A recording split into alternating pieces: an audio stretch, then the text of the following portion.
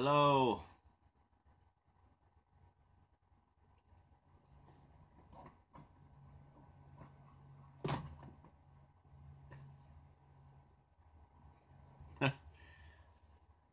Yeah, man.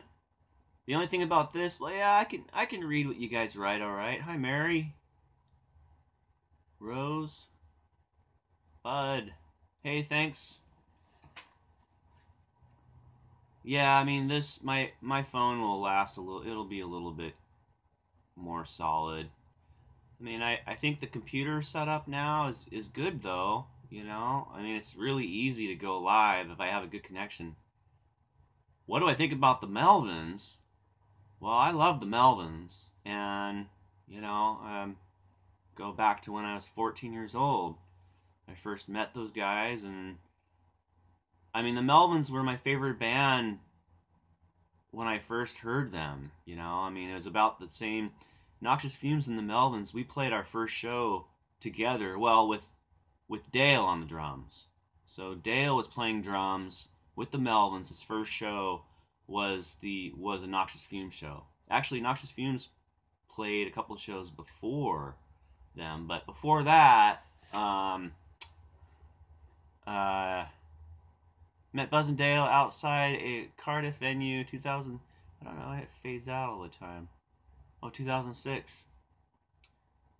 Yeah, so the Melvins, like, I became friends with Buzz and Dale and Matt, I mean, all those guys, uh, early on. And then when Buzz and Dale moved, I lost contact with them, but I still I still actually called Buzz once in a while, and I would see uh, I would see those guys at shows once in a while, but I have not seen them over the last 20 years many times, only a few times.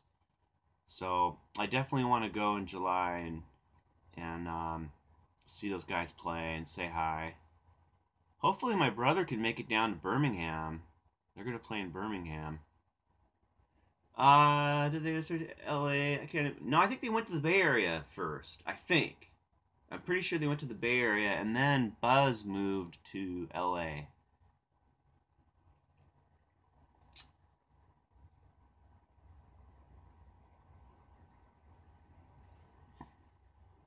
Oh yeah. No, this time, yeah. This I'm not gonna miss him. I'm not gonna miss him this time. I have flaked, you guys. You'd be pissed at me if you knew how many times I didn't go to Melbourne shows in Seattle the last few years. I didn't, but I did go a couple times though. So that is in the last in the 2000s. I went to a couple Melbourne shows. Three, I think. Three Melbourne shows. Four Melbourne shows actually. But I did miss about probably four. Hi, Lou. You're new. Lou is new. Hello. We're all new, Lou. Hi, Bella. Well, that's a weird looking bone. What the fuck? It's weird.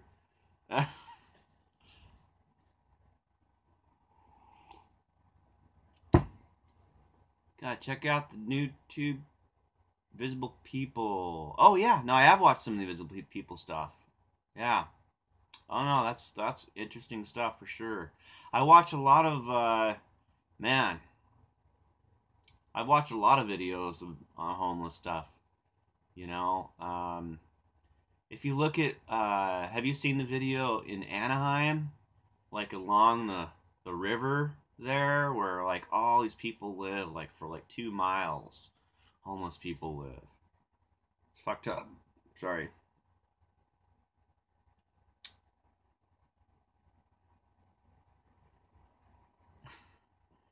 Uh oh. What's going on out there, you guys?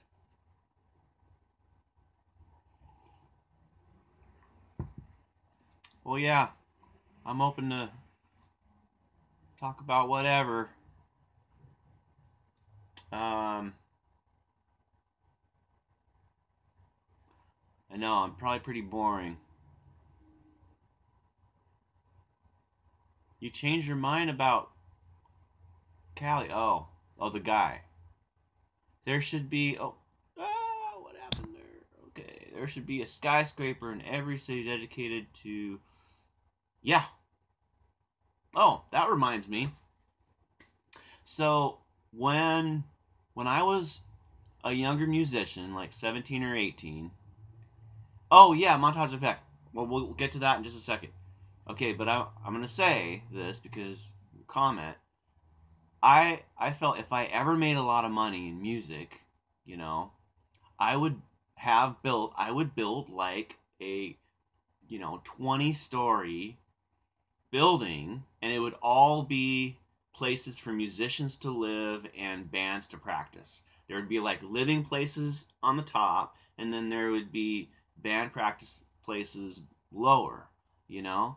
And it would be like people would live there. That was in my mind, man. And that was like, if I ever would have made a lot of money in music, I wanted to do that. I also wanted to have a farm for like abandoned animals like cats, and that still might happen actually. Berlin actually. Oh, that's cool. Yeah. I've been to Berlin. I went to a show in Berlin, but I didn't really get to experience Berlin very long, but it was pretty damn cool for sure. Yeah. Montage of Heck. So, Montage of Heck was a bummer because it focused on Kurt being more fucked up than he really was. That's a fact. So it didn't, I mean, there could have been a lot more focus on um Kurt just being Kurt, you know? I mean, there was a little bit, but there was a lot in there about what made Kurt fucked up, what led to him killing himself, all the, da da da da da, right? You guys know what I'm talking about. That's not that's not right, you know. I mean, I still hope somebody does a film that focuses on Kurt from like 14 years old to, to the time that Nevermind came out. Like, and the movie when Nevermind comes out. Just bam. Okay. Smells Like Teen Spirit is on MTV. End of movie. You know? But I think I mean, having more interviews with I have like when Nick Soulsby wrote the book, which was a lot of in interviews with people that were in bands like myself or whatever that played with Nirvana. But there's a lot of bands he interviewed people that didn't know Kurt other than that one night they played a show with him. But being able to interview, like pick certain people, I mean, you could make a pretty good documentary from that and from people that Kurt knew here. There's a lot of people that would be into being a part of a film if it was done correctly, you know.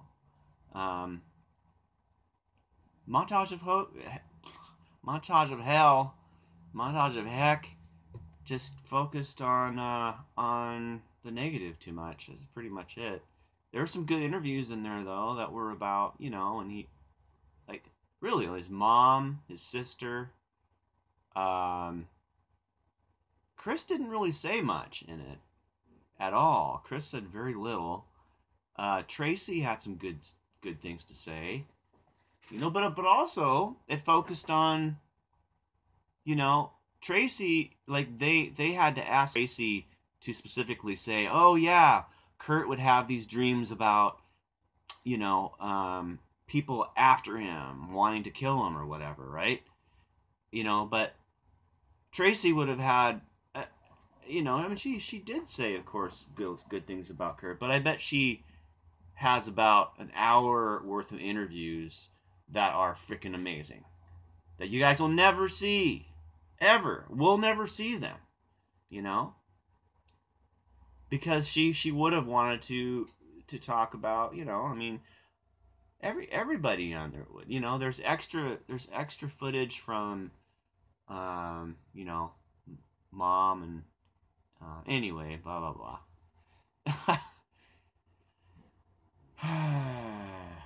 I don't think anybody created grunge. I think, like I've said, um the word. I mean, maybe the word. I don't know. I know what you mean. You mean did he come up with the word grunge? And I don't know. I think I heard that somewhere. You know, I would have thought Matt Lukin. Actually, Matt Lukin is grunge.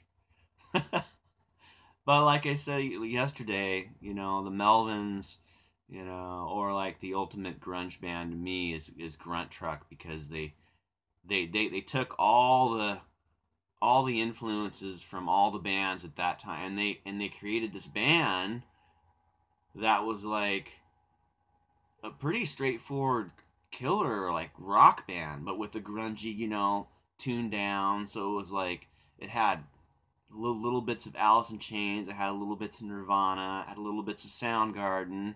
You know, Ben could sing. Ben could sing like badass, so they were fucking good, man.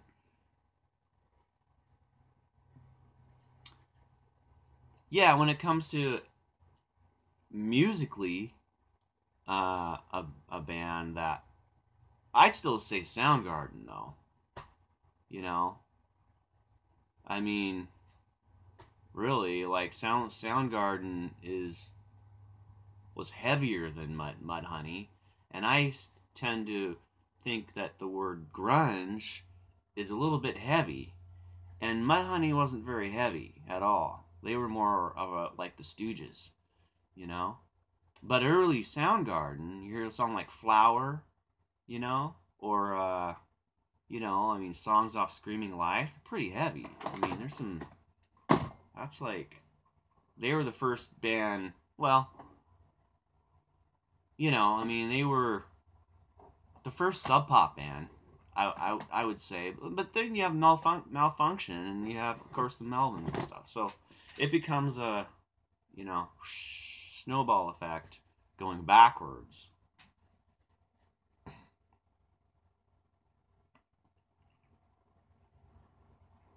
Crack me up.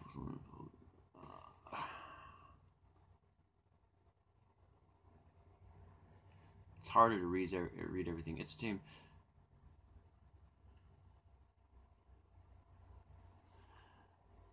Yeah, yeah. I think Kurt would have. You know, I mean, it's always hard talking about what could have happened.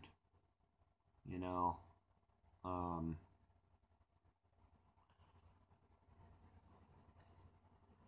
I wish we could change. I wish we could change the past.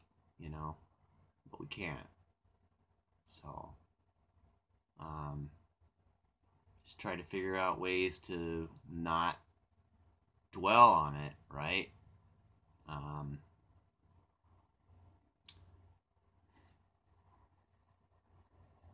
well, the Melvins, to me, I I think the Melvins, my favorite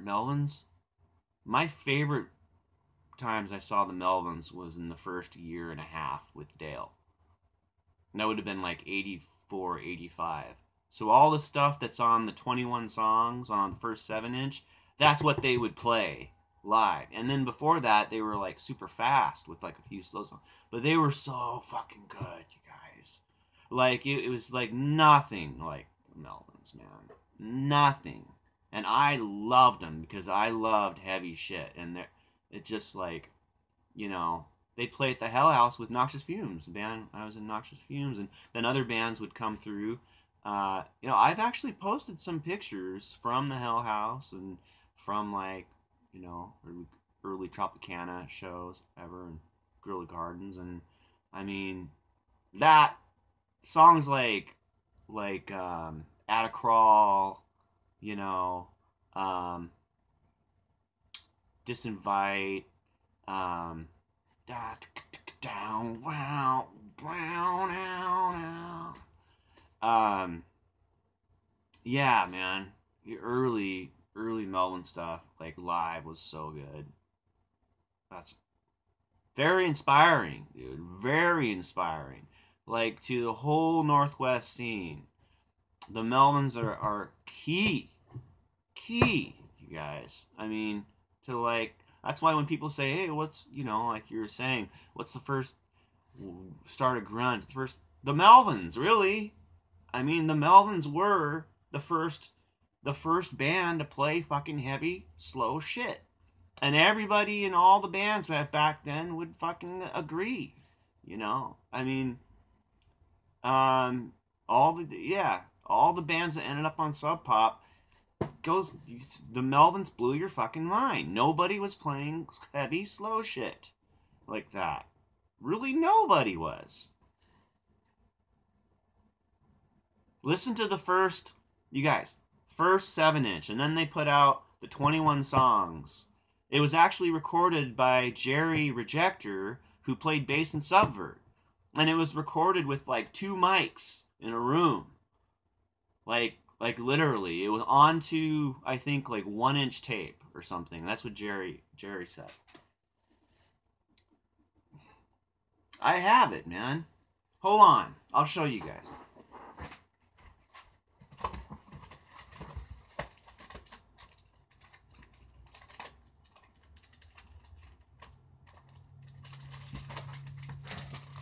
All right.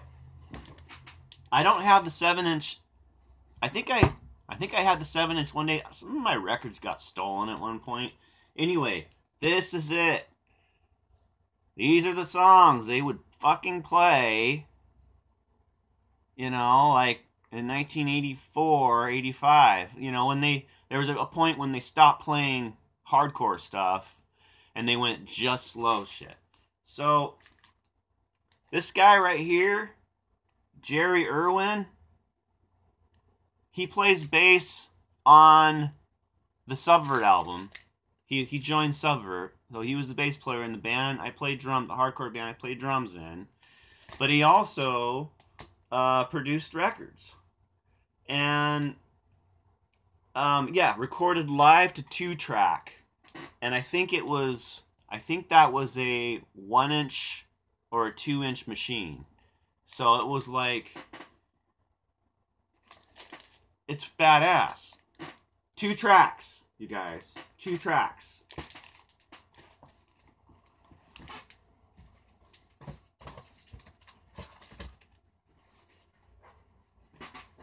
Anyway.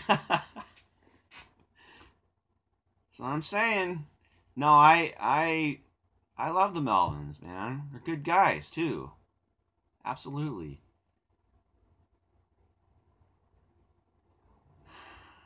Buzz Osborne.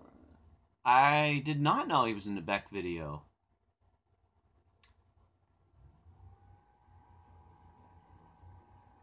Oh, Josh. Trying to work on doing a cover. Ah, man, don't worry about it. Do it. For sure. Love to see Neurotic Tad, Mudhoney, Pond, Bikini Kill, Earth, the same bill. Pond. I saw Pond once. I might have seen him twice. I think I saw him twice. I just remember the one time in Olympia was amazing. It was so good.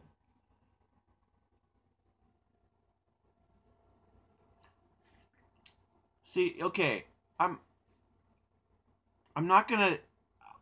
I like Mudhoney, okay? I'm not gonna bag on Mudhoney, but Mudhoney for some reason, just was never really live. Okay, live. I think they completely kick ass. They're great live band.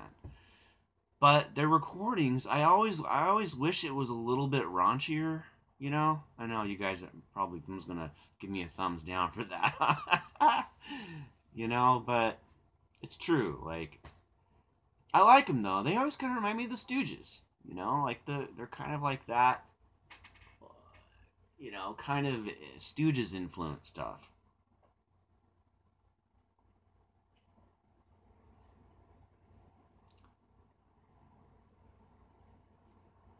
Oh, he was in Beer. Wow, that's cool. Worst live band. One of my most memorable, the worst live bands I've seen was oh fuck, Oh, I can't think of their name. I'll remember their name. Oh, that's you, Josh. You're asking me the. That's cool, man. I think I've answered that before. White Zombie. It's horrible when I first saw them, but they were just like their first tour. I think it was first or second tour. They were unbelievably bad. I mean, it was like you had to leave the room. It was just so bad. Deftones. I have a friend that loves Deftones. I've listened to them and I have a hard time getting into them. I don't know why. I like the Refused a lot, like the Shape of Punk to Come. That's a really good album. Raw Power. Oh yeah, the Stooges. That's cool. Long Live Tad. Deftones. Jesus Lizard. Oh yeah, Goat. I love Goat and Liar. Love those albums. Kurt, ever get a chance to see you? Oh yeah, we jammed. Yeah, absolutely. Yeah, I mean he saw Subvert play. He may have seen Noxious Fumes. I need to confirm that with Buzz, but I think he came to a Noxious Fumes show at the Tropicana with the Melvins. I think that I met Kurt there for the first time, but I'm not saying that's the first time I met Kurt because I would have to confirm that with Chris or Buzz, but or Dale, but it may have been the first time that I met him. So very very possible. But yeah, we jammed. We jammed at their band practice and uh, the show where I talked about that before. Like I talk about the same shit. I'm surprised you guys stick around. But thanks for sticking around. At least Jim Morrison. Wow. Let's see. Did you influence Kurt at all, do you think? I think we all influence each other, Josh, you know? Um I remember talking to Kurt like about a few times. There was like times that he wasn't sure about something or was like kind of down on something, and I would help. I'm always like I'm a positive guy, and I'd always like give him advice or like we talk about something, whether it's like I think when they were looking at all the record labels, I remember talking to him, and just I don't remember exactly. I wish I did.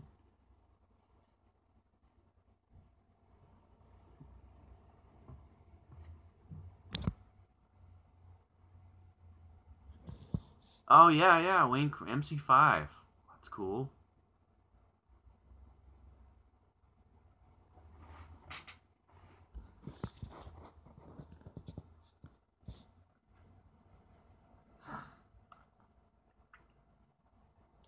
Why'd you stop jamming, Ramey? Don't do that. Do you think the rehearsal with Chris would have turned out differently if Kurt? Yeah, I do. I don't know if it would have been that different. You gotta remember, man. In the stars was Dave Grohl, right? I mean, so when it comes to like, do I think things would have happened differently? I don't know. I mean, how my brain works, I stay more, things are how they are now, and things happen in a way. But if I was to try to think of what would have happened if something, it's hard to even think like that. Yeah, I like the band Fear. Absolutely, man. Do you think it's cool Sub Pop have a store in yeah, a record store in the airport? Hell yeah. Why not? You could call them sellouts because of it, but, you know, I mean, I wouldn't want to take a record with, I don't know, with me on an airplane. I'd want to get it when I, you know, I don't know, something like that. Let's see. Where do you live? Senseless. No, I didn't say scentless. Original drummer. Oh, Aaron? He's around. I see him once in a while, but I haven't seen him in a while. It's been a little while. I think you're talking about Aaron, right? The first drummer.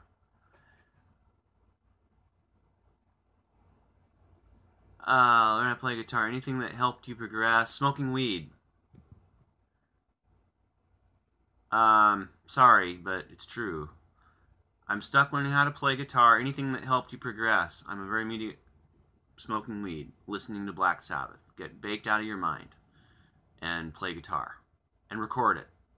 Sorry, but it's true. It's true. I mean, I know I'm not, call me a bad influence, man, but you know, that's the thing. It really is.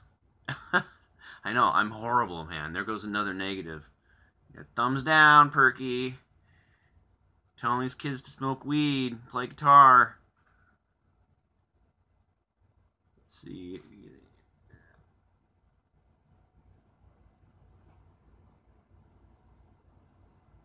I'm not going to answer that, Josh.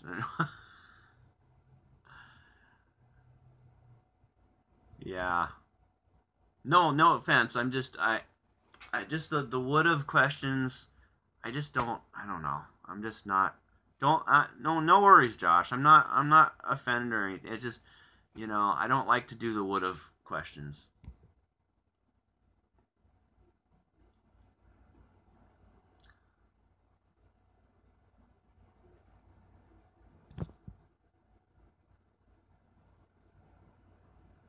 McCluskey, yes, I have. I've seen McCluskey. I saw McCluskey play a while ago, man. Yeah. Crazy. Where did I see McCluskey play? I know that I saw them. I saw them with my friend Victoria in Seattle. All right, Justin, take care, man. Yeah, man, send me a link. Send me a link. I'll listen, watch, whatever.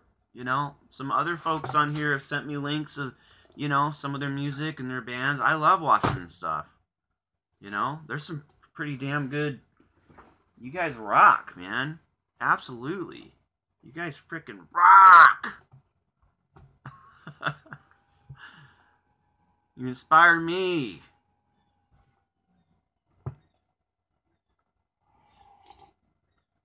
Uh-oh.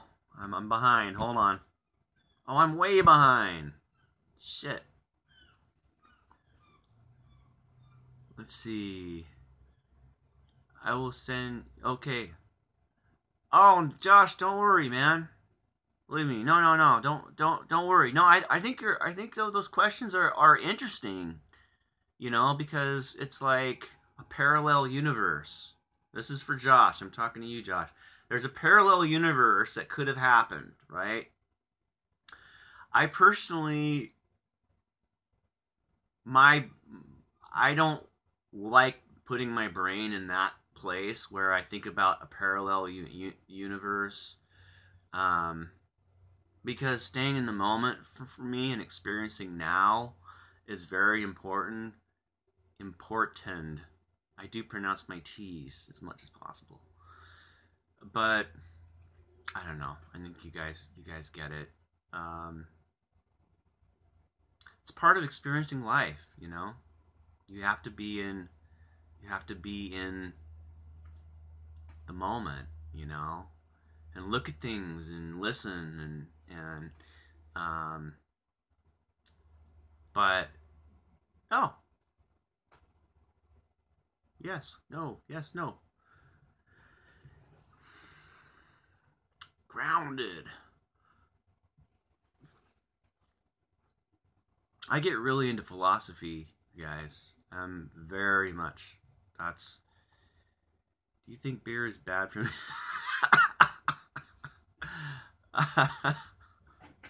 No, I don't. I don't think beer is bad for musicians.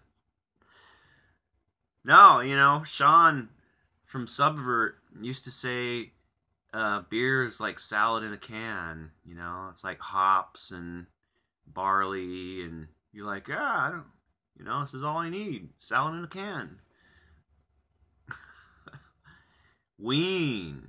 Oh, that's a tough one. Favorite Ween album. Man, the Mollusk is really good. I love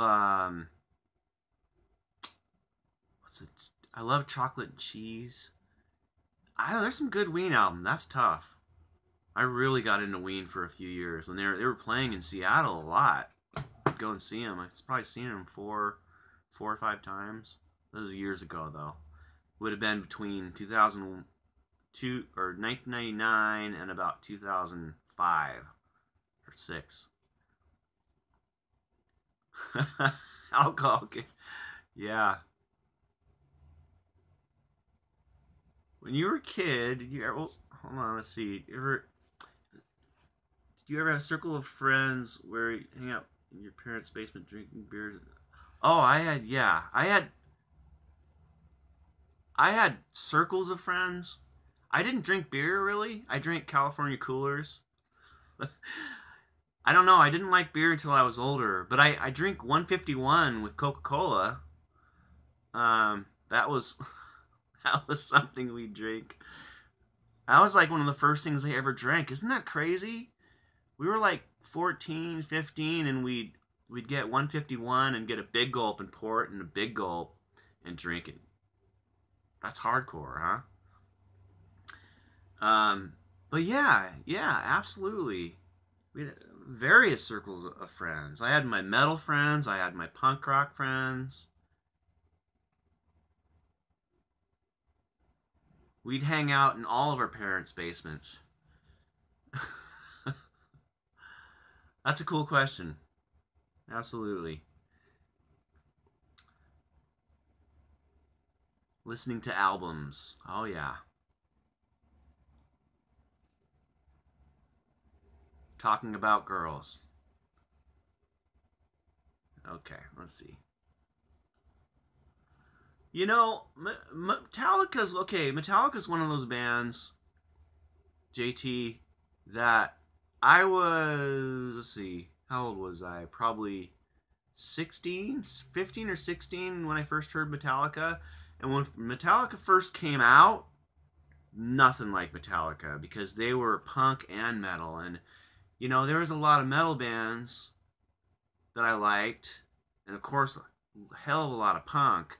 But they were truly but they're metal, definitely. I mean, no doubt about it. But like now, now I can see why somebody would say they're overrated. But on a big picture, Metallica's not overrated. Hey Siegfried, how are you, man? I don't think. I think that. See, I'm way behind now, man. Let's see. 70s show.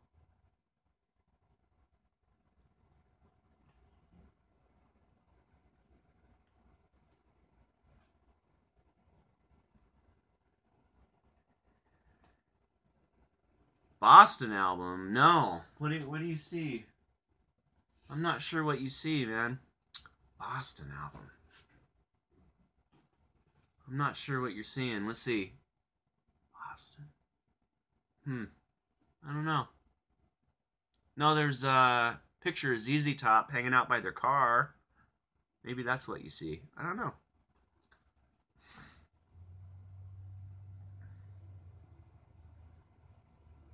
Oh yeah, Misfits. Shit, they were around pretty early, and actually their albums were pretty easy to find.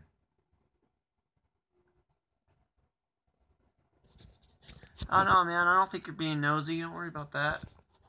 Oh yeah, it's a black light mushroom, psychedelic mushroom poster that says "Eat Me." Oh, Joe. See, there we go. We have another question. Who do you think was the very first grunge band? See? I'd say the Melvins. And I'm saying that in a factual Northwest term because the Melvins helped inspire all the other bands to play slow. Or to play so, slower. They definitely, they were one of the bands. There's a lot of bands, of course, Black Flag, Saint Vitus, Black Sabbath, right? But I mean, a band playing locally that actually started playing slow, and kind of blew everybody away because they were really good. Like the songs were great. They were a great live band. Melvins.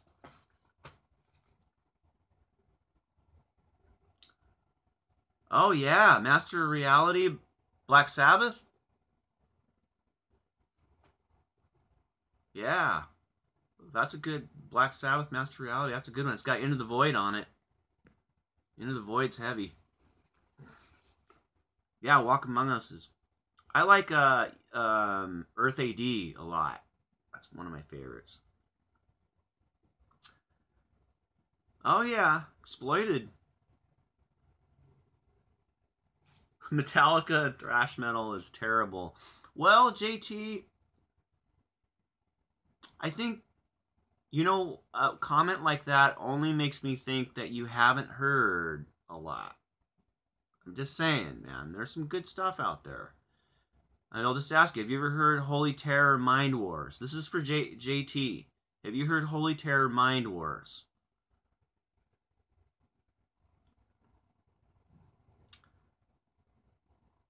Yeah.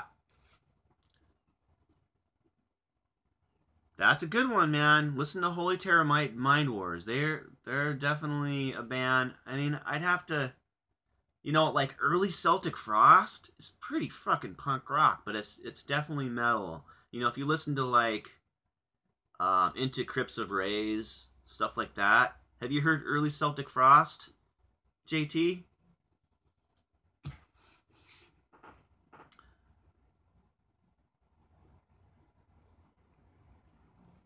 My phone likes turning. There's another one. Early Celtic Frost. I'm just saying, man. Yeah, just keep an open mind, JT. There is some good stuff out there. Maybe you're talking about the new shit. Hellhammer, yeah. Bella. We'd probably get along good. Hellhammer's amazing. Oh yeah, listen to Rock for Light, the Right Brigade song. Check out Mind Wars, JT, for sure. The other album is good, but I don't think it's as good.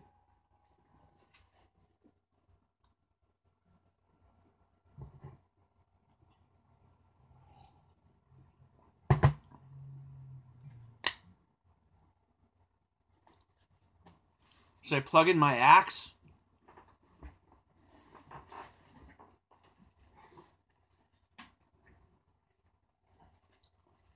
Plugging in the axe. Uh-oh. Where's my pick? I lost my pick again. Shit. Always losing my pick. Oh, it's in my guitar.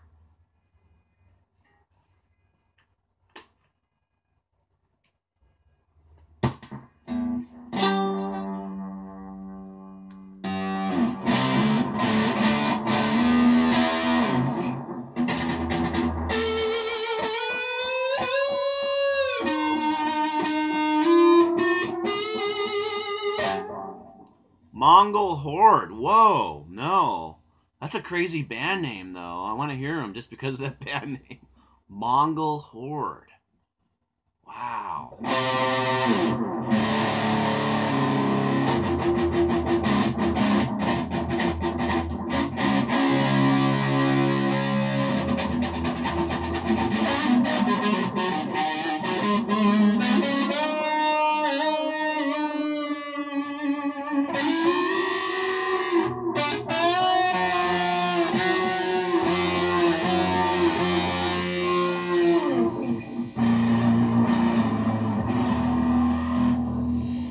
Oh yeah. Uh-oh.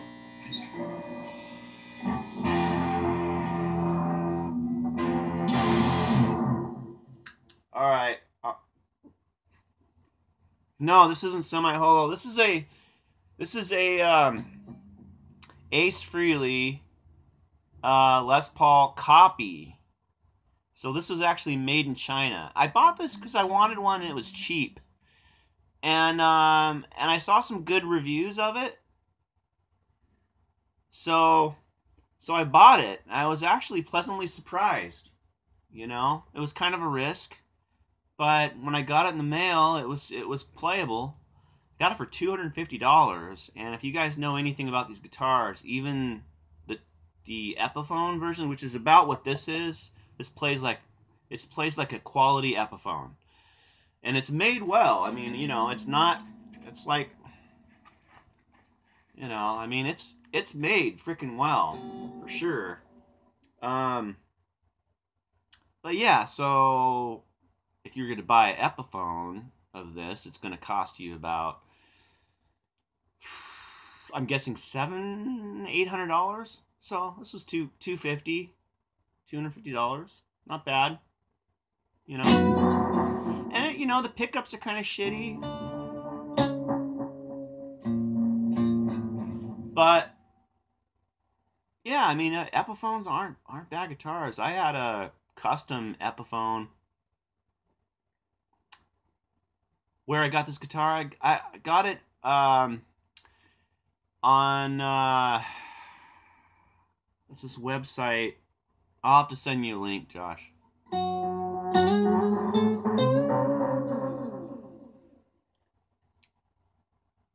Oh, the amp that I'm playing through.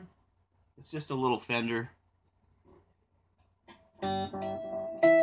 Oh yeah, yeah. The Univox guitars rock for sure.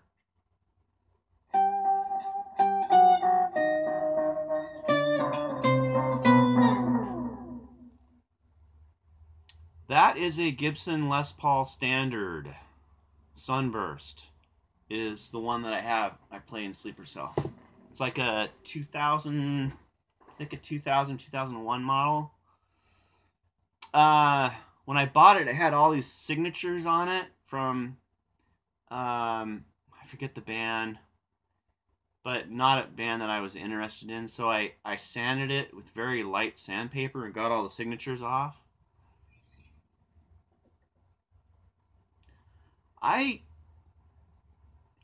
I don't know. I mean, you know, Gene Simmons, I wouldn't, I don't know, man.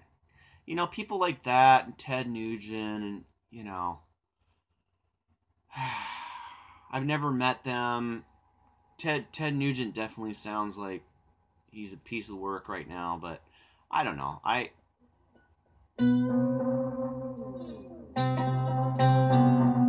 Yeah, an ego for sure, huh?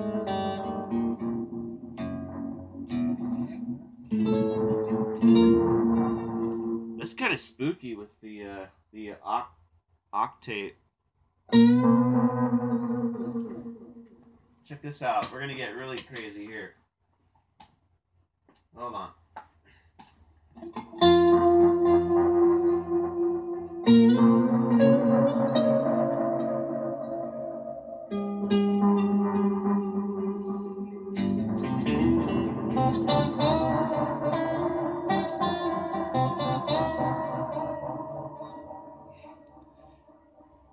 Videos every time I get new records. I don't get records very often, unfortunately. I wish I did.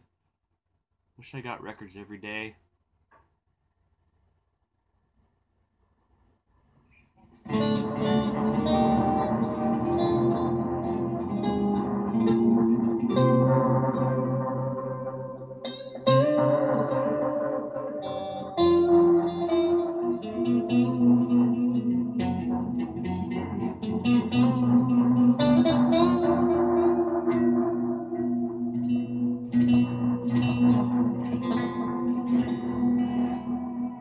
This is standard right now, but I have an octave pedal on.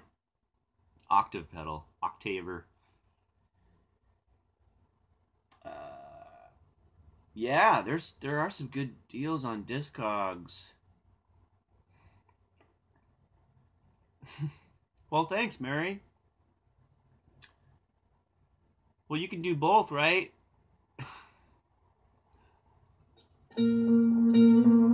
What classes are you taking, Mary?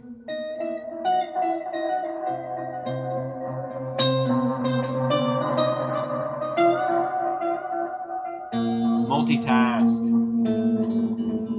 I'm against multitasking. You know why? I think I had too many jobs where, my boss would say, "Hey, hey John, you need to multitask. You need to learn how to multitask." I'd be like, "Fuck you." So I can't stand multitasking. I always feel for people that I watch and they're multitasking. They're like, you know, doing multiple things at one time at their job. And I'm like, oh no. I always say this. I'm like, I hope you're getting paid double for that. I always say that. They're like, what? I'm like, multitasking. That's you're you're doing more than your job, so you should be getting paid more, right? They always like, ah, it's funny. I'm like, well, I'm serious.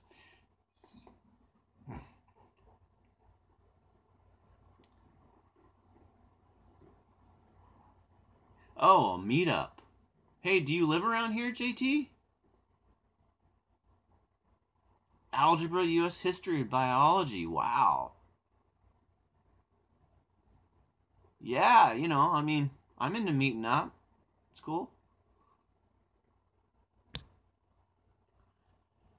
Recovering workaholic.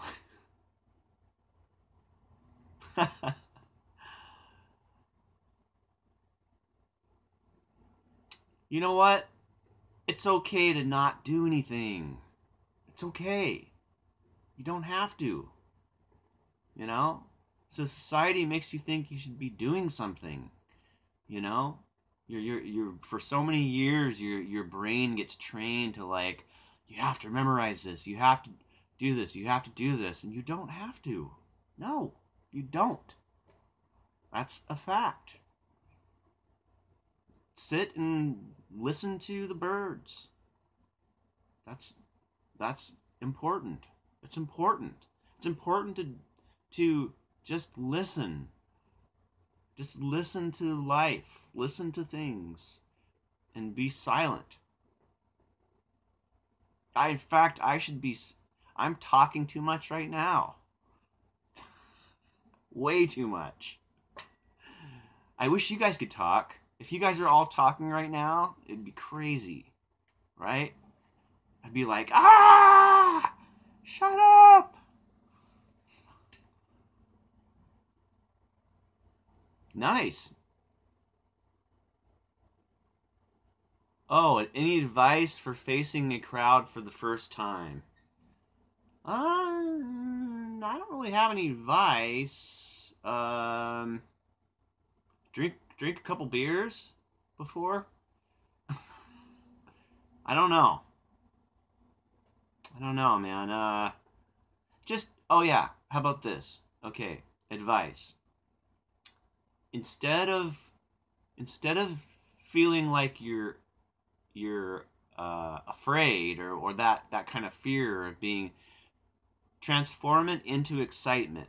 Just keep telling yourself, I'm excited. I'm excited. This is excitement. Excitement. Do that. That'll work. It does. It does work. Catch all the beauty in the world. Yeah. Well, yeah. I think silence is really forgotten how important it is. How important it is to not have chattering in your head, not be in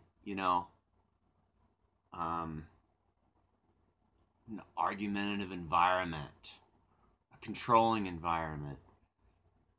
you know, the peacefulness, which is momentary, of just being quiet. You know, if you like meditation, then that's good. Uh, Sit and um, have your thoughts be like just, you know, like maybe you hear something in the distance, but don't dwell on your thoughts, you know, and just bring in the realizations that it's okay. You know, I think that we all get caught up with so much turmoil. You know, we all get caught up into so much turmoil. Afterlife, man, that's a pretty heavy one. Um, and that's really heavy for me because I have a lot to say about that. So, throughout my whole life, like reincarnation, things like that have been very, very interesting to me. But I'm also a very factual person, so I'm not just somebody that's going to be like, oh, I, you know, I believe that or whatever. But something that is a fact is children between the ages of about 2 and 6 years old. There's times when they will remember their past lives. And there's so many cases of these. And if you guys don't know what I'm talking about, look up stories on YouTube. You'll find them too. Say kid that and just listen to the stories and you'll see multiple, but there's actually thousands of cases. And some of them mind-blowing, you guys. Absolutely mind-blowing. And you're like, this isn't made up. Why, you know, I mean, you can read bullshit if it's bullshit.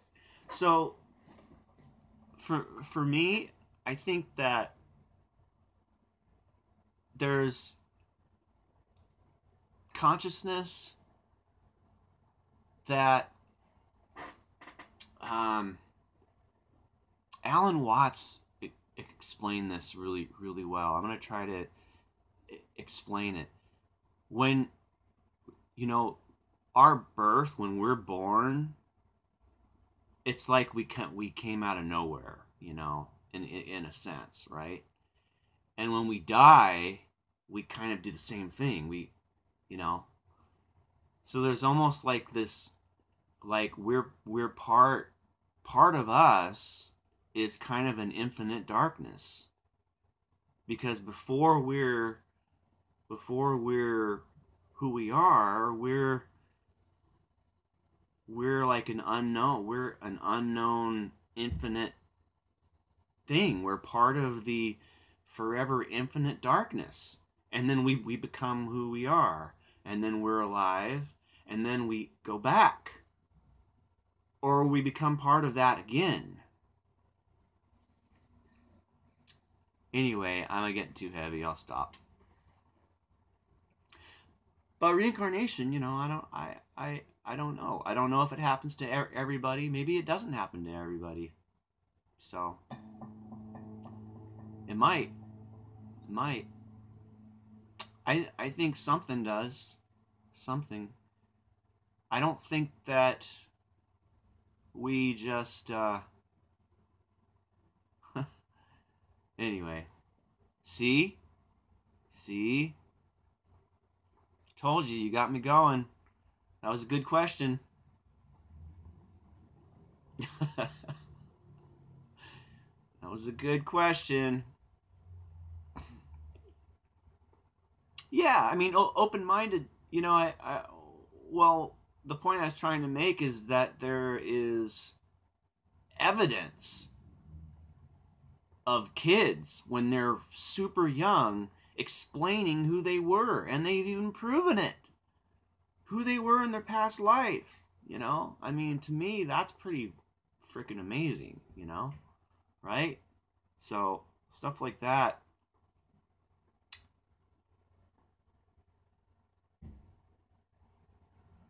Right on, Jeremy. YouTube. Well, thanks for coming by.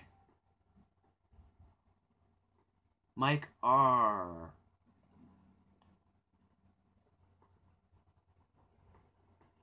Hey, Alfredo from Northern Chile. Hi. Right on, Jeremy. I'm gonna try to do live more often. Um, I really like, like that conversation right there. I mean, I wish I could read everything, because it's part of the, you guys are part of the conversation. So, when I feel myself just talking, I don't get to share always what you guys are thinking and feeling. So that's the only thing. There's almost like kind of a selfish side to it, because I can't read and talk at the same time, really. But you guys understand.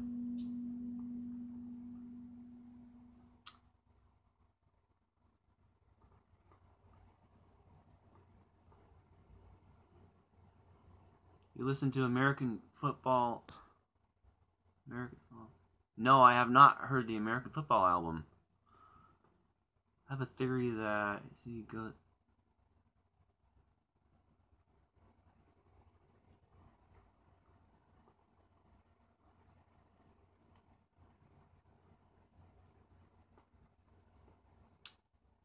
Yeah, they're a parallel universe.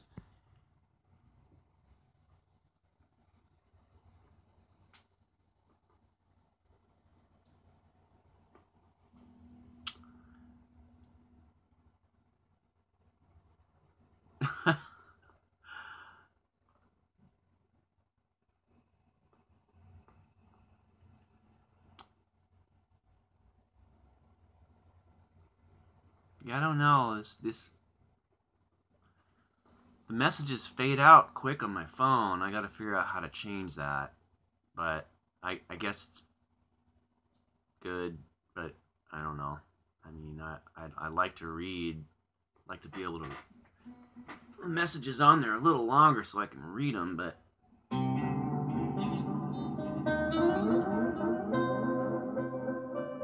Android.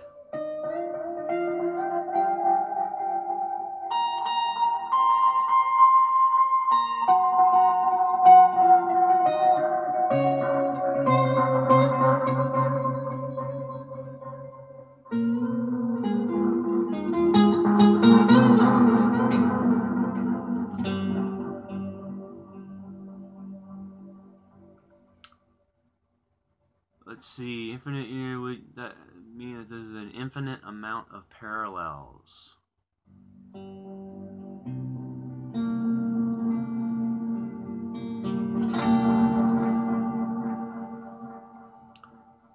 I like embracing the unknown. You know, I think history, religions want you to fear the unknown. I don't think so. I think it's important to realize you're part of it. You know, I mean that's important. That's inspiring. I mean you are part of the universe. I mean your consciousness. I mean because of you, you actually experience the universe. You experience what you call the universe. We're right here. We're in the middle. We're in the middle of fucking nowhere on this big round rock, right? That's a fact. And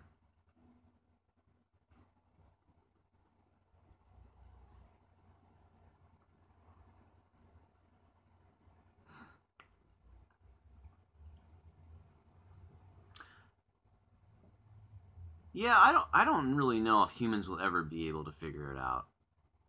I don't know. I think humans think that they can, and they're like maybe a minute little thing they can, humans we've been able to figure out, but it's very minute. And you know, with, I don't know, man. Yeah, across the universe is amazing. Am I a nihilist?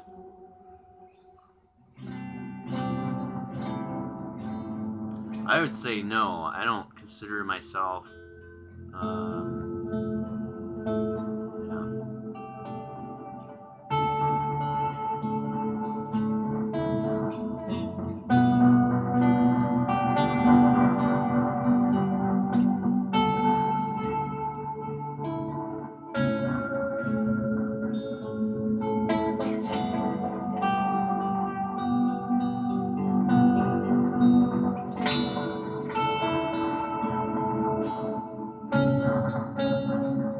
Let's see.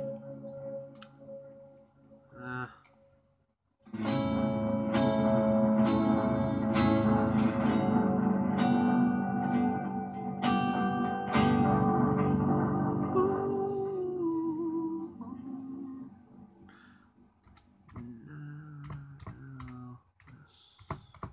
let's see. Nihilist. Nihilist, a person who believes that life is meaningless and rejects all religious and moral principles.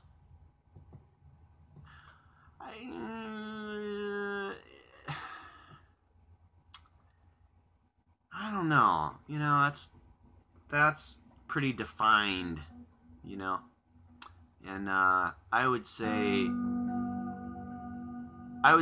that if you consider yourself a nihilist, you're defining yourself, how you look at life, and I don't know.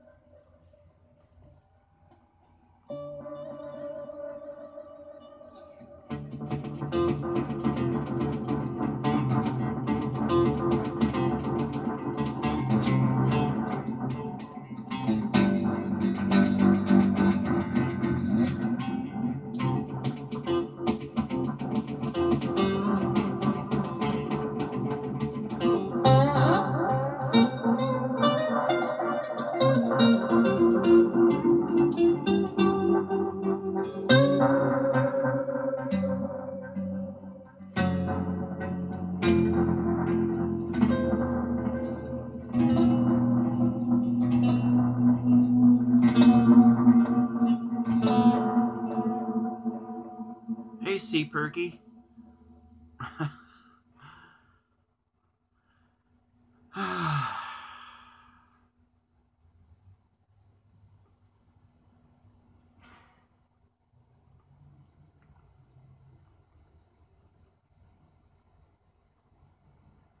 60th birthday party.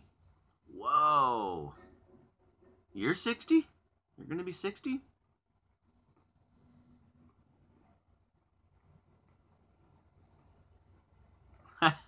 Hey. Hi, Sea Perky. How you doing, man?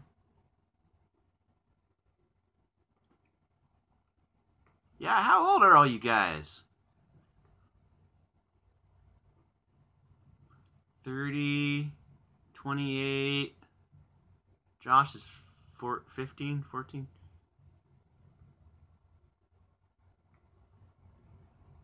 32, 27, 14, 20. That's a good age, man. 20. 44. 5th grade humor. Mary, 15. Mike M's 43. All right. Dr. Zayas 1, 48. 39. I'm still 1 year older than... Don't make me be the oldest, you guys. Come on, somebody's got to be older. Oh, I guess the guy that's maybe 60. You're making me feel old. Come on. 51, Bella. All right.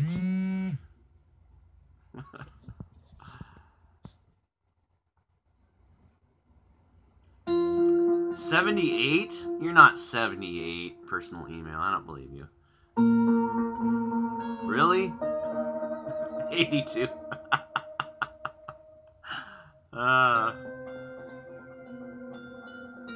That's funny. I gotta remember that when somebody asks my age, I'm gonna be like, say I'm a lot older. Hey, Suffered on 94. It's not from 1994. It's actually it was pressed on CD in 1994, but all the recordings are from the 80s.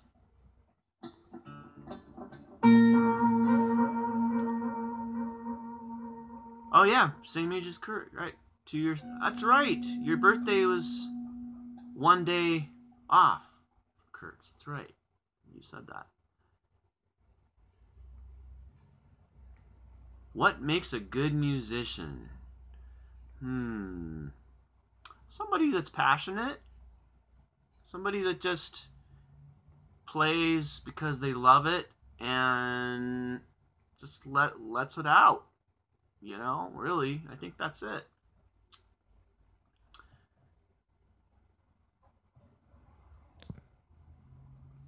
Let's see. Yeah, day after Kurt's.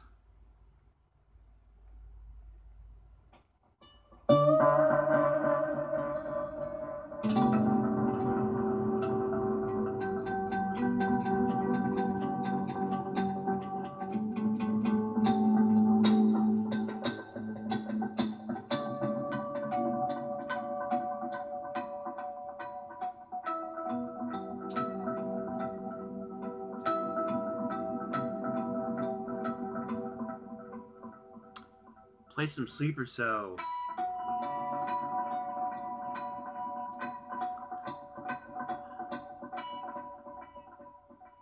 How do I come up with the riff? Feel it, man.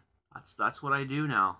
I just feel it. And then it hits me a certain way and I'm like, I don't know. I'll just know that it's what I would want to use for the band if I feel it, if it makes me feel a certain way, you know. Or if it's mellow stuff, it's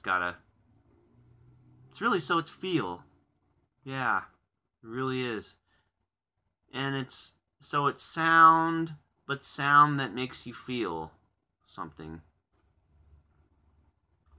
Firepower by Judas Priest. Probably, I'm trying to think of what album is that on? That doesn't ring a bell. Do you still play, Bella?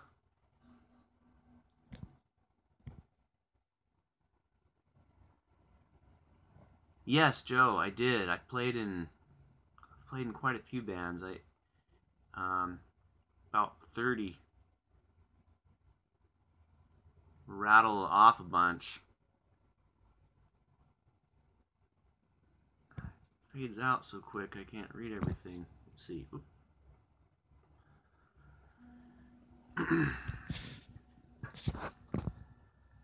Polyrhythm.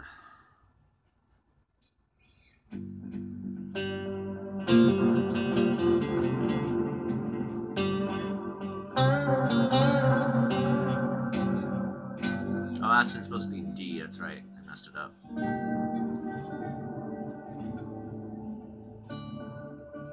I don't remember Dissolver.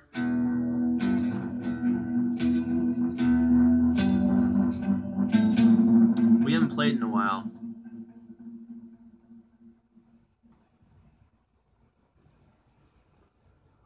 you do is to learn too much about music. Yeah. Yeah, I kind of felt like if I learned theory, it was going to theory would kind of I don't know, I just didn't want to learn too much theory.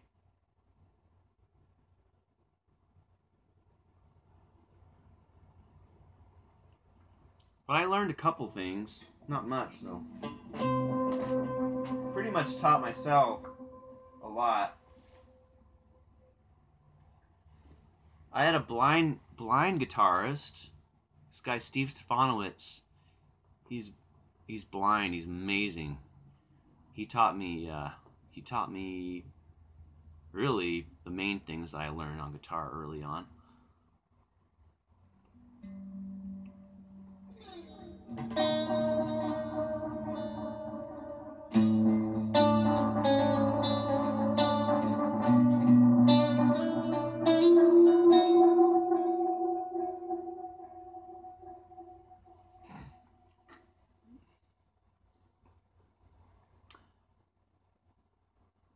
Well, I'm thinking about winding it up, you guys. Listen to you guys are really great.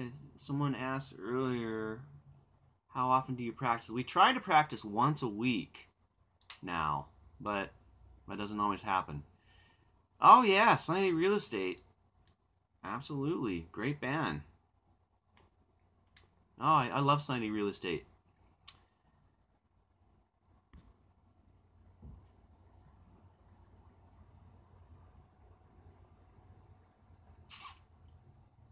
And Nate Mendel is an old friend.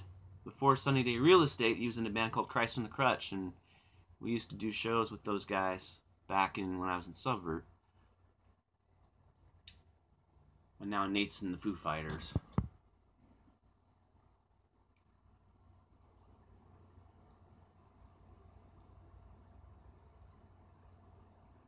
Alright, you guys, I'm going to wind it up. Thanks for coming and saying hi, and I'll do this more often. So, yeah. Alright. Thank you. We will stream again. See you later.